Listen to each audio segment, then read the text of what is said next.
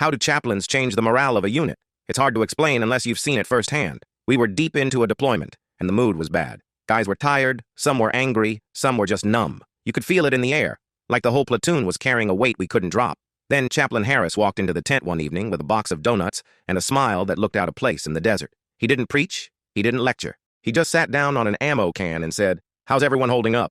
Nobody wanted to answer at first, but one by one the stories started coming out. Johnson talked about missing the birth of his daughter. Rivera admitted he was scared of screwing up on patrol. Even tough as nails, Mitchell said he hadn't slept in days. The chaplain didn't try to fix anything, he just listened, really listened, like every word mattered. That alone started to crack the shell we were all stuck in. The next week, Harris organized something small but different. He brought out a guitar and someone mailed him and suggested we hold a campfire night, even though the only fire was a few lanterns and the smell of diesel. At first it felt silly, soldiers singing country songs in the middle of a war zone, but when the first chords hit, something shifted. Laughter came back. People clapped, shouted, even made up dumb lyrics about our commander's terrible snoring. For a couple hours, we weren't just soldiers. We were brothers.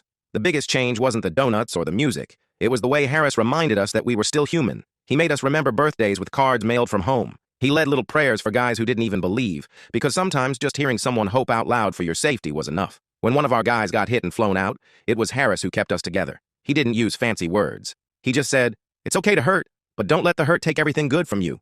Morale didn't flip overnight, but it stopped sinking. People started checking in on each other more. Smiles came back. Jokes came back. We weren't just surviving anymore. We were living, even in the middle of chaos. That's how chaplains change things. They don't hand out orders or medals. They hand out hope. And sometimes, that's the only thing that keeps a unit moving forward. Even years later, I still remember Harris showing up to our reunions, still listening, still caring, proving it was never just about the deployment. It was about us as people. His presence made us believe we weren't forgotten, and that kind of faith lingers long after the war ends.